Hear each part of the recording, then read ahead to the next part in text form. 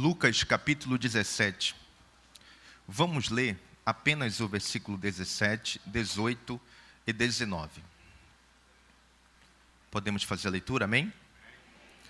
E respondendo, Jesus disse: Não foram 10 os limpos? E onde estão os 9? Não houve quem voltasse para dar glória a Deus, senão este estrangeiro? E disse-lhe: Levanta-te e vai. A tua fé te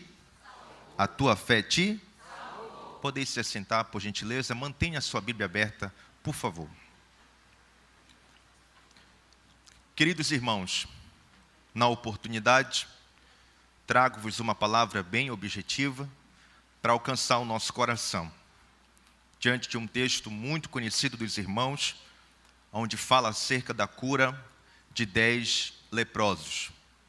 É natural que os pregadores fazem uso desse texto como uma palavra de gratidão. E, de fato, a palavra nos direciona para um sentimento de gratidão ao Senhor, não só pelo que Ele fez, mas especificamente pelo que Ele faz e ainda há de fazer.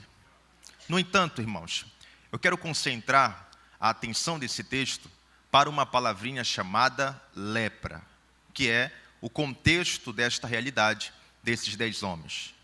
Os queridos irmãos que são amantes da escola bíblica dominical sabem que o termo lepra se dá início principalmente no processo de civilização do povo de Israel na lei do levirato, ou na lei dos levíticos, como queira.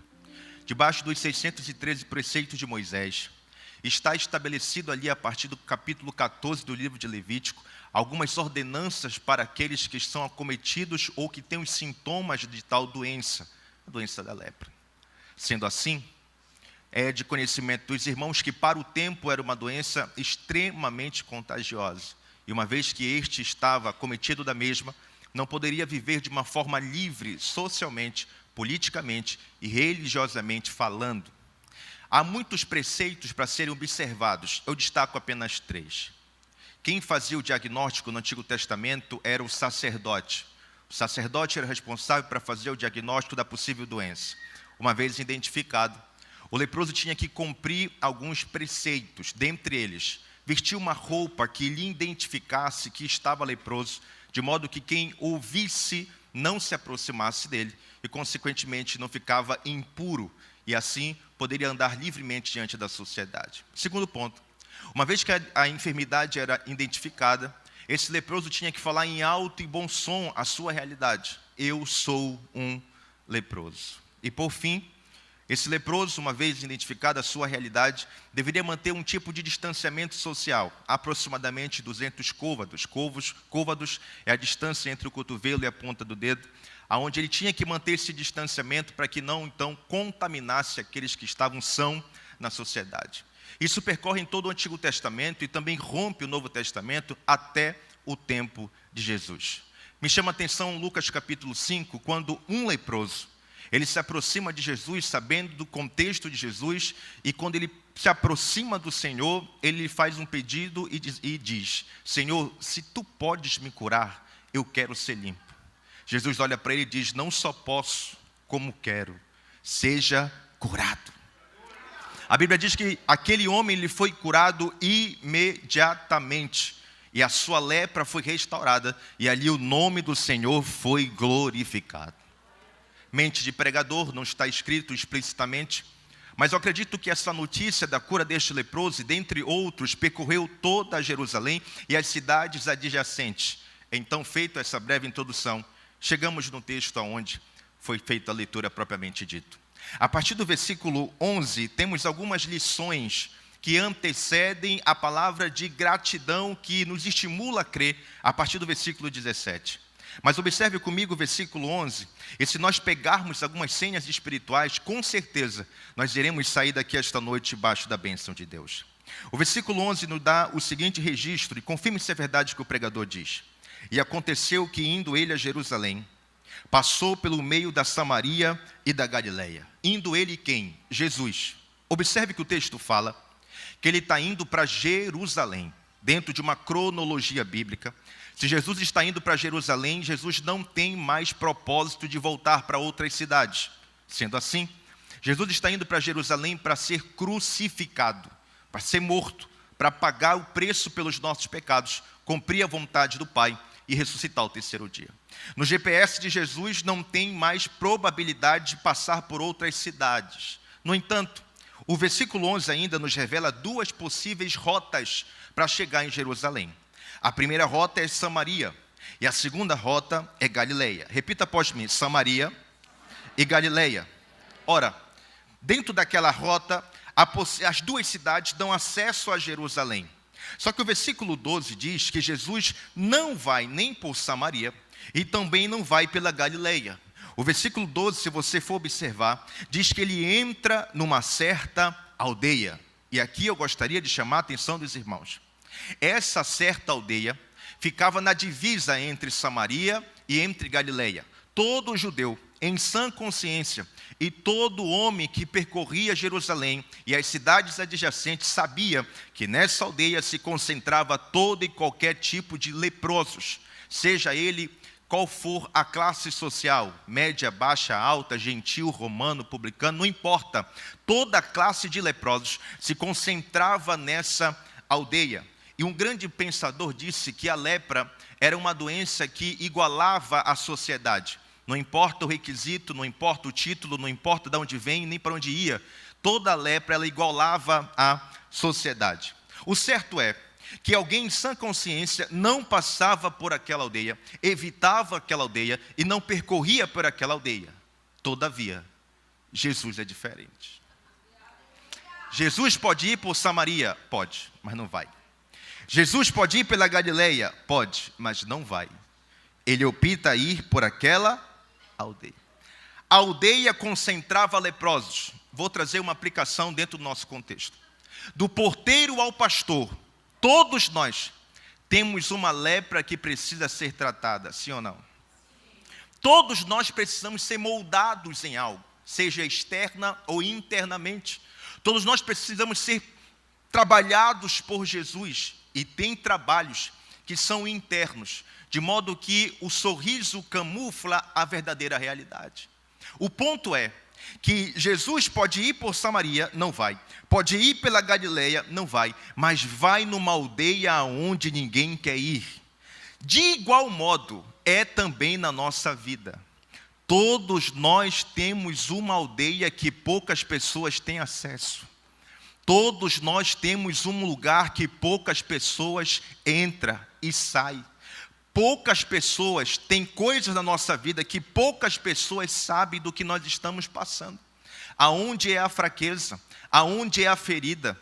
Aonde é que me entristece? Aonde é que me coloca para baixo? Até mesmo, às vezes, os nossos líderes não sabem o que passamos. A pessoa mais próxima de nós não sabe o que passamos. E alguns, mesmo sabendo, não têm interesse em nos ajudar. Só que Jesus Cristo de Nazaré, Ele não só quer passar por essa aldeia, como tem uma palavra de direcionamento para a nossa história. E o nome dEle será glorificado. Levante a sua mão, por gentileza. Se essa palavra é uma verdade, você vai tomar posse com glória a Deus. E qual é a palavra, pregador? Jesus visita a tua aldeia, Jesus visita a tua fraqueza, Jesus visita as tuas necessidades e tem uma palavra de direcionamento para nós esta noite. O versículo 12 revela para nós pelo menos 2 pontos. Ele entra na aldeia. Aqui é fantástico, porque quando ele entra na aldeia, apareceram 10 homens leprosos que foram ao encontro de Jesus. Ora, irmãos, me chama a atenção isso. Porque no versículo 5 de Lucas, o único leproso se aproxima de Jesus de uma forma espontânea e diz: Senhor, se tu queres, eu quero ser limpo. Jesus vai e cura ele imediatamente. Ora, a lepra daquele leproso era unitária. Só que aqui, a lepra, ela é coletiva. Os 10, ao verem Jesus, se aproximam do mestre. A pergunta é: os 10 estão leprosos, mas cada um não poderia ir de uma forma individual até Jesus, sim ou não? Cada um não poderia se aproximar de uma forma individual e rogar pelo seu milagre, sim ou não? Só que a lepra, ela não é unitária. A lepra, ela é coletiva. Isso aqui é para quem está ligado.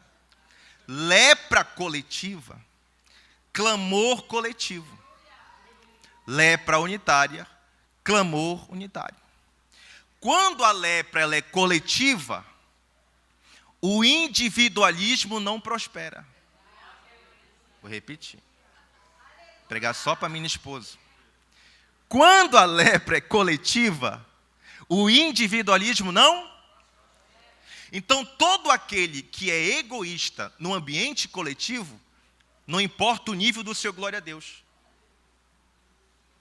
não vai receber nada. Todo aquele que se isola, todo aquele que se cria-se uma bolha ao seu redor e não consegue se relacionar com os demais, ele tem grande dificuldade em se aproximar do altar, de modo que receba da parte de Deus o seu milagre.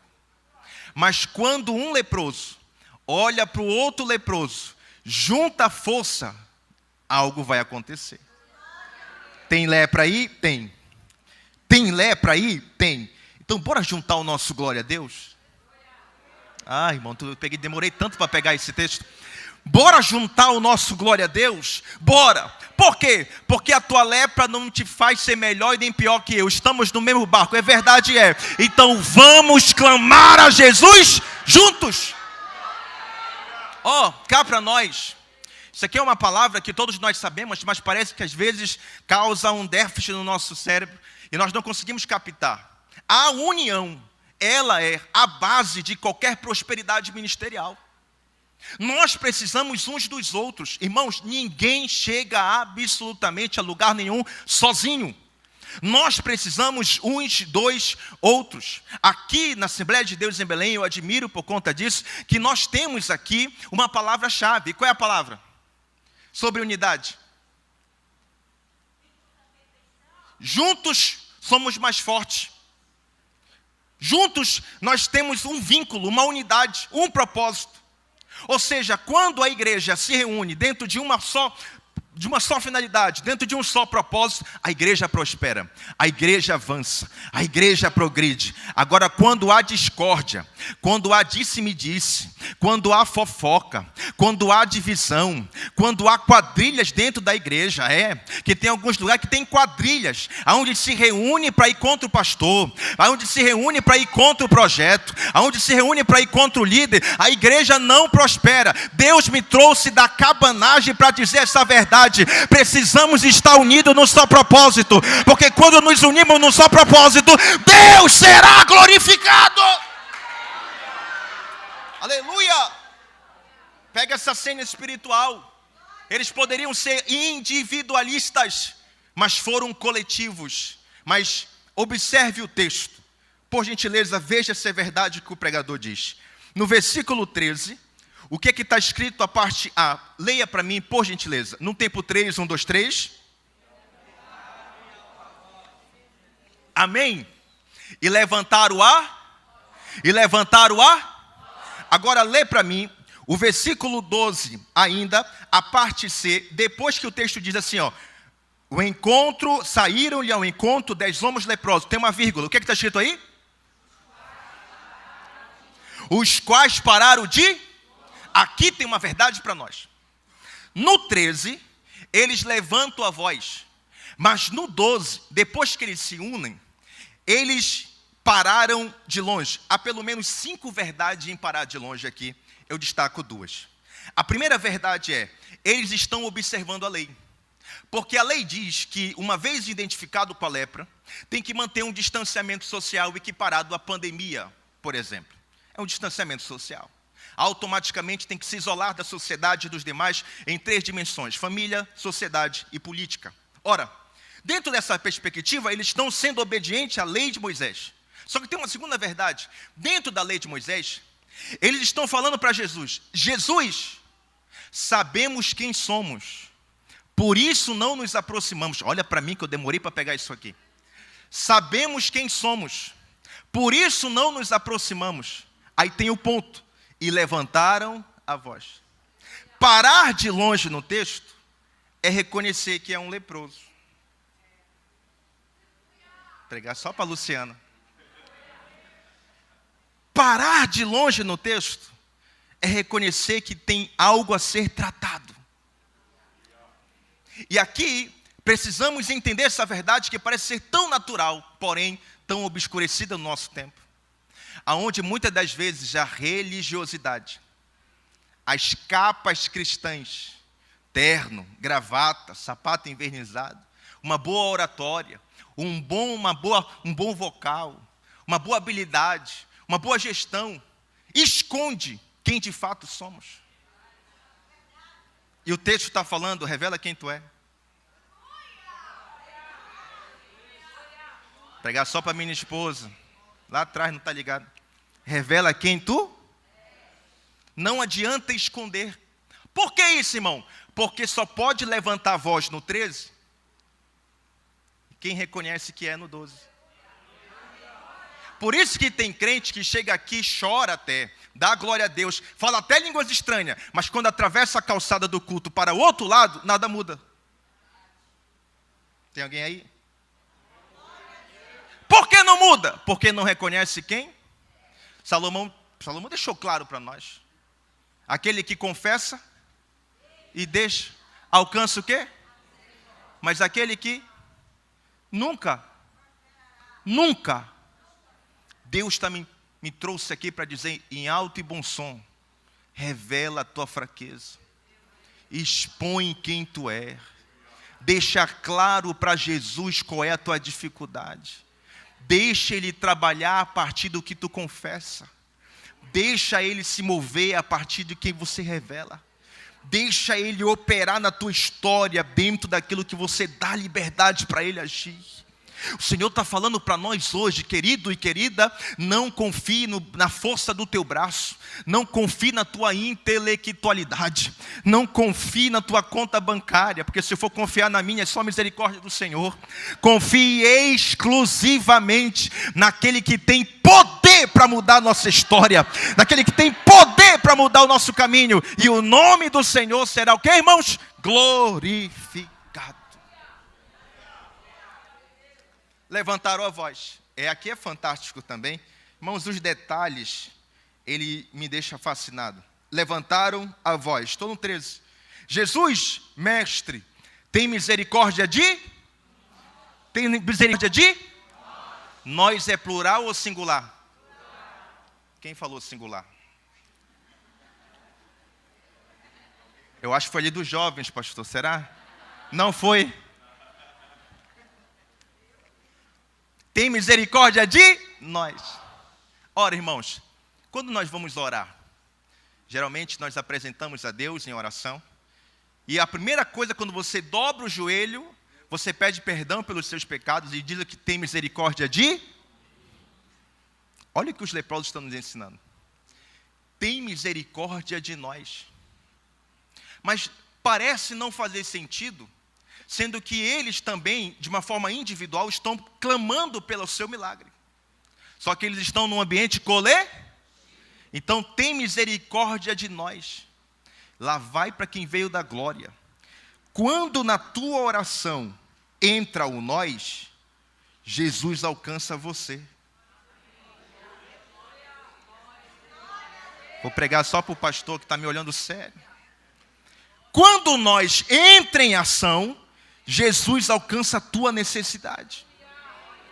A senha é simples. Quando tu ora pelos outros, Jesus também está visitando você. Eu me recordo que era novo convertido. A minha base ministerial foi o círculo de oração, quarta-feira pela manhã. Eu chegava lá para orar com as irmãs, cantávamos 380 hinos da harpa cristã, para começar a oração. Irmãos, pensa no tempo que eu aprendi hino da harpa, foi nesse tempo. E era muito hino. Eu falava, irmão, tem hora, está bom de hino, bora no momento de oração, da palavra. Agora vamos orar. Irmãos, começava a oração, dava meia hora orando. Dava 45 minutos orando. Dava 1 hora orando. Eu não tinha mais o que falar, o joelho estava doendo. Eu me levantava, me recordo muito bem, que eu fui lá com a irmã Zenaide, uma irmã que eu chamo ela de irmã Raio-X. Fui lá com a irmã Zenaide, já tem 1 hora de oração, irmão. Não dá para a gente parar, para a gente começar o momento da palavra. Ela falou assim, meu filho, agora que nós começamos a interceder pelos outros.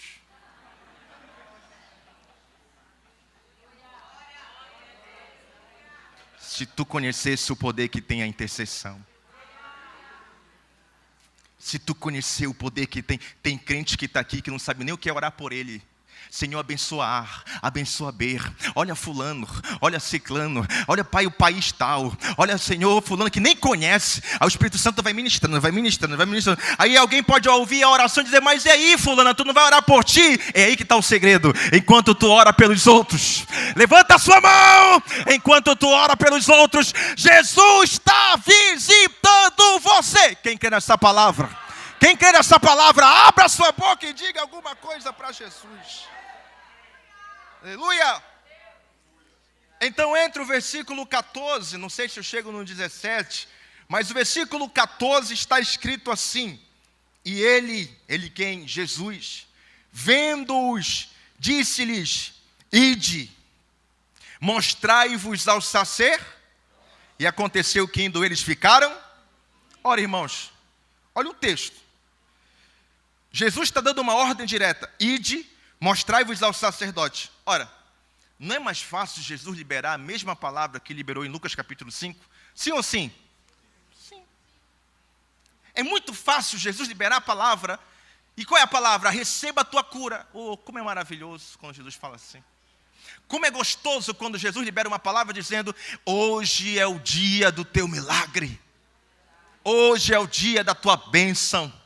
Hoje você recebe a cura. Quem não gosta de receber uma palavra como essa? Só que Jesus, para o termo coletivo da coisa, não libera um toma posse da tua vitória aqui e agora. Jesus libera uma ordem. Ide e apresentai-vos ao sacerdote. Ora, irmãos, eu falei no início da ministração que quem fazia o diagnóstico no Antigo Testamento? O sacerdote? Como é que agora Jesus manda voltar para o sacerdote? Talvez um deles poderia se levantar e dizer, mas Senhor, nós viemos de lá, por isso estamos aqui, porque o Senhor está nos mandando voltar para o sacerdote? Quem disse que Jesus precise que algo esteja fazendo sentido para manifestar a sua obra? Alguém poderia se levantar e dizer, mas Senhor, não tem lógica o Senhor nos mandar para o sacerdote? Quem disse que Jesus precisa de lógica para revelar a providência? Isso aqui é uma palavra para alguém que está esperando uma situação dar certo para as coisas prosperarem. Quem disse que em meio ao caos, Jesus não faz virar bonança? Isso aqui é uma palavra para alguém que está esperando a porta abrir para começar a prosperar. Quem disse que com porta fechada, ele também revela a providência? Quem disse que o momento revela onde nós iremos chegar, não revela. Isso aqui é uma palavra para alguém aonde pensa que Jesus perdeu o controle diante de tantas promessas. Independente das circunstâncias, independente do cenário, ele não depende de subterfúgios humanos ou do atual cenário para revelar a sua bondade e manifestar o milagre que tanto precisamos. Essa palavra, como uma flecha, alcança o coração de alguém aqui nesta noite dizendo, o teu momento, o teu cenário, aonde você está, não revela o que Deus vai fazer através desta palavra. Tudo que Ele quer é que você obedeça a sua palavra. Aleluia! Obedeça a sua palavra. Obedeça. Não faz sentido, obedece. Parece que não tem nada a ver, só vai. E aqui é muito interessante, porque dentro desse só vai e obediência, voltar para o sacerdote, tem uma palavrinha chamada ide. Em algumas traduções está vão. Mas na íntegra do original é ide. Uma palavra imperativa onde não abre margem para discordância. Ora, é a mesma palavra de Marcos capítulo 16. Ide, pregai o evangelho. E aqui é muito interessante.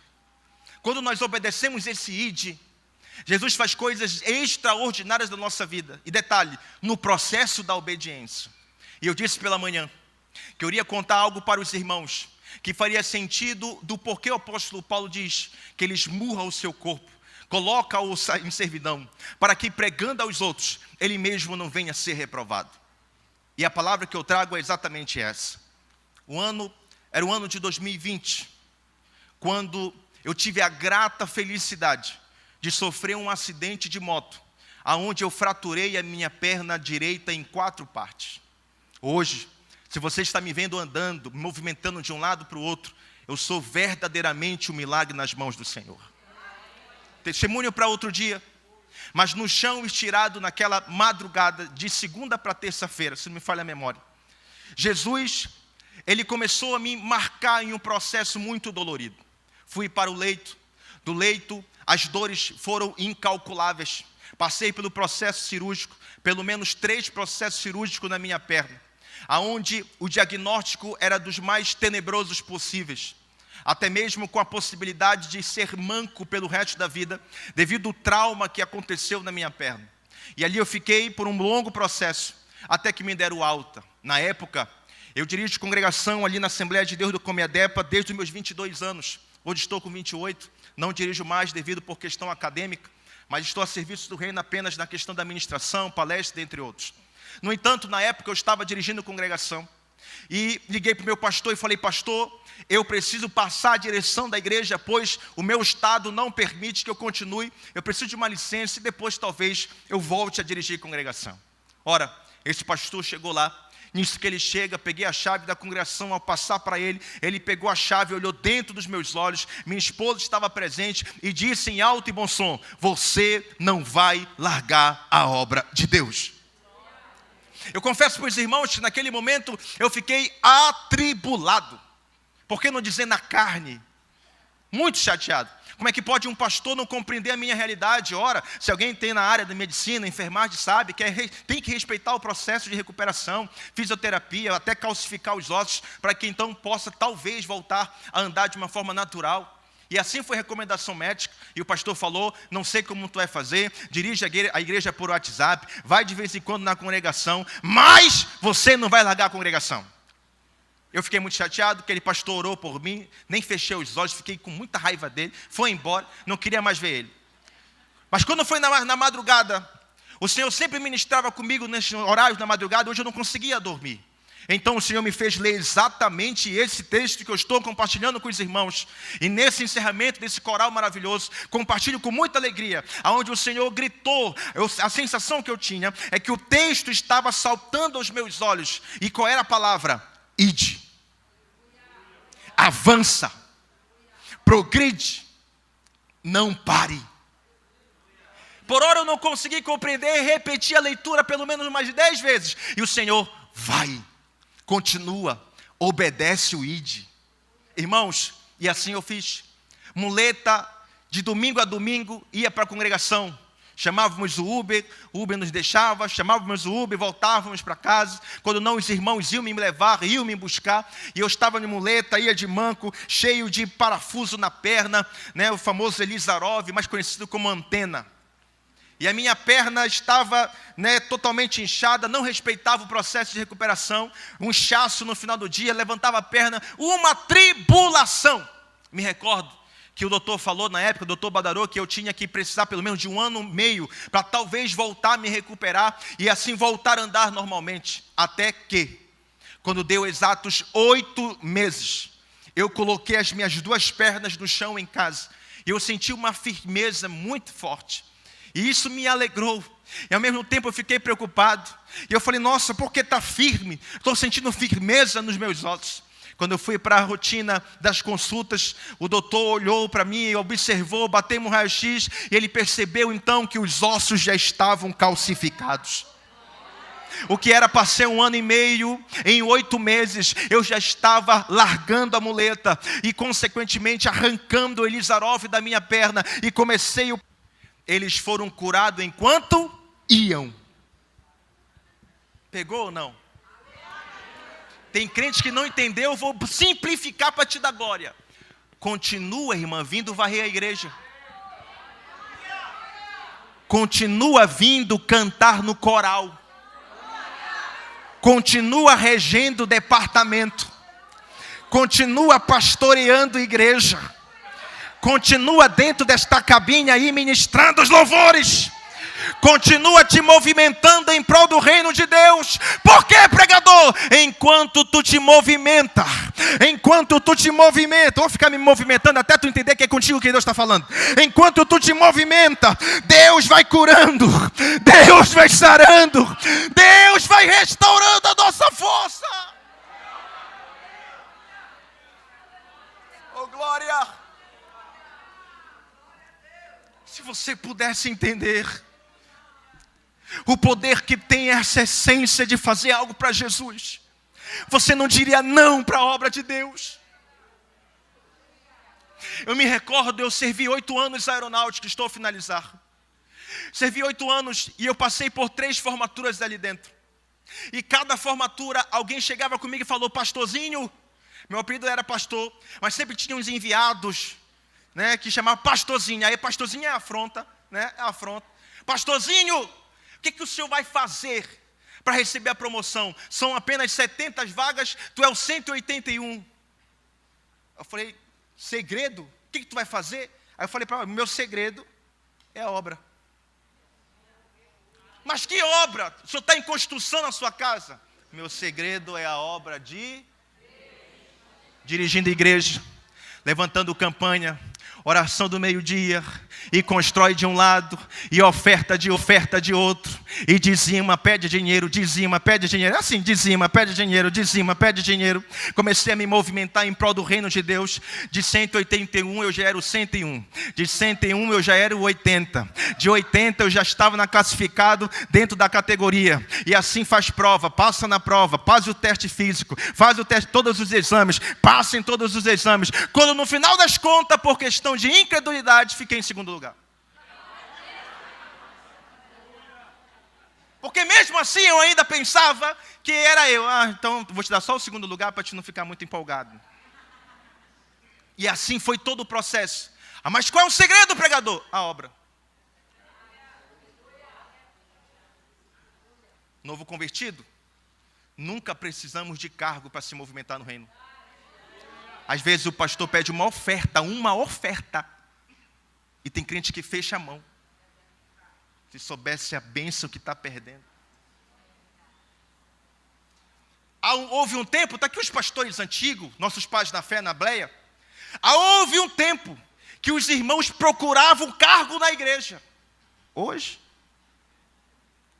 há aqueles que fogem, que inventam uma desculpa extraterrestre. Pastor, apareceu um extraterrestre aqui, e não vai dar para mim esse ano.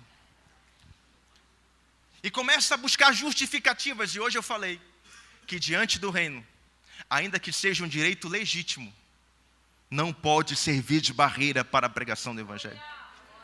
Posso abrir um testemunho para vocês? Eu sou um dos poucos pregadores em Belém que não tenho valores para pregar. Os pastores que estão em retaguarda podem ser testemunho do que eu estou falando. Eu não tenho valores para pregar. Eu me movimento como dar, e conforme a condição da igreja. Se tem, se não tem, se dá, não dá, se não dá, não dá. Mas nunca faltou absolutamente nada.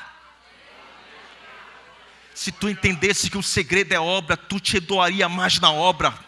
Se tu entendesse que o segredo é o trabalho, tu faria algo a mais para Jesus. Ou tu te vitimiza, ou tu te posiciona. Chegou um tempo de você olhar para diante das tuas necessidades e dizer: eu vou fazer alguma coisa. E enquanto eu faço alguma coisa, Jesus vai me visitando no caminho. Jesus vai me visitando no caminho. E o nome dele será glorificado. Fica de pé comigo, eu quero fazer uma oração por você. Aleluia! Glórias ao Senhor Jesus. Exaltado é o Senhor Jesus para todo sempre. Grande é o Senhor Jesus. A Bíblia diz que dos 10, apenas um deles, enquanto iam, perceberam que estava curado. O texto não fala. Eu penso que ele chegou com os outros e disse: está curado. Olha o teu corpo aí. Tu recebeste, tu estás curado. Vamos voltar lá para agradecer. Os 9 cumpriram o seu caminho em direção ao sacerdote. Um samaritano voltou. Irmãos, isso aqui é para quem veio da glória. E quando ele volta, o texto diz: e voltou dando glória a Deus em alta voz. E voltou dando glória a Deus em alta voz. Sabe o que o Senhor disse para mim quando me recuperei? Ninguém tem nada a ver com teu glória a Deus. Não sabe de onde Ele te tirou. Não sabe o que Ele fez na tua história. Um dia nós estávamos perdidos lá, pastor, tu não lembra mais? Estávamos perdidos lá. Mundão, cachaça, final de semana, prostituição, mundo do crime. Alguns totalmente desorientados, não andaram por esse caminho, mas o vazio no coração era iminente. A tristeza tomava conta do coração, a ansiedade, a depressão, as crises existenciais, a família era algo desestruturado. Aí Jesus entrou nessa casa, entrou nessa família, entrou nesse coração, fez uma obra. E tem alguém que se incomoda com o nosso glória a Deus? Ninguém tem nada a ver com o nosso glória a Deus. Se alguns vizinhos soubessem o que Jesus fez na vida de alguns aqui, ou tu não lembra o que Jesus fez, ou tu não lembra como você era e como tu estás hoje aqui, tudo arrumadinho, alguns com perfume da Natura, é verdade, mas estão aqui felizes. Nada contra a Natura, Vinícius, nem quem vende. Eita, perdi, fiz mal com uns inimigos aqui. A ideia é: Ele é contigo.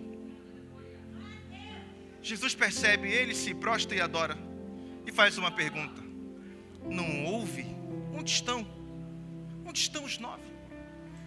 Não houve quem voltasse para dar glória a Deus, a não ser este samaritano? Tem muita gente para receber, mas poucos para agradecer. Quem você é nessa história?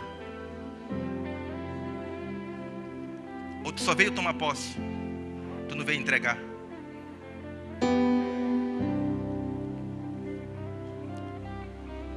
Tu só veio receber? Ou tu não veio ofertar? Entrega tudo. Uma das sinapses mentais na nossa sociedade, através da psicologia, é que ninguém está nem aí para ti. Sabia que tem gente que se preocupa? Eu não vou, eu não faço, eu não sei o que vão falar, eu não sei o que vão pensar. Psicologicamente falando, as pessoas não estão nem aí para nós. Só faz, só vai e só realiza, pois há um Deus que está se responsabilizando por tudo. Hoje Ele está te visitando enquanto tu te movimenta. Fecha os teus olhos. Hoje Ele está te visitando pelo simples fato de tu ter te arrumado e vir para esta casa de oração. Olha aí, Jesus, tem lágrimas aqui. Olha o coral, Senhor, meu Deus do céu. Tem gente que está aqui, mas só Deus sabe de onde veio e como estás aqui agora. Aleluia. Tem pessoas que chegaram aqui hoje, mas só Deus sabe como é que está a estrutura, só Deus sabe como é que está as dores, só Deus sabe como é que está as enfermidades. Mas Deus me trouxe lá do sideral para dizer para você esta noite: enquanto tu te obedece o ide, enquanto tu te movimenta em prol do reino, o reino está visitando você esta noite. Faz a obra que Deus cuida de ti, pastor. Faz a obra, irmã. Não pare, não pare, não pare. Vou ficar falando até tu entender que essa palavra é para você. Não pare, não pare, não pare. As dores não vão te parar, as crises não vão te parar, as circunstâncias não vão te parar. Há um Deus maior que as tuas dores desta noite. Tem alguém para adorar? Tem alguém para adorar esta noite? Tem alguém para adorar? Tem alguém para abrir a sua boca e dizer: Senhor, eu estou aqui para te servir, eu estou aqui para te adorar, eu estou aqui, Senhor, para ser útil do teu reino. Arabashureka.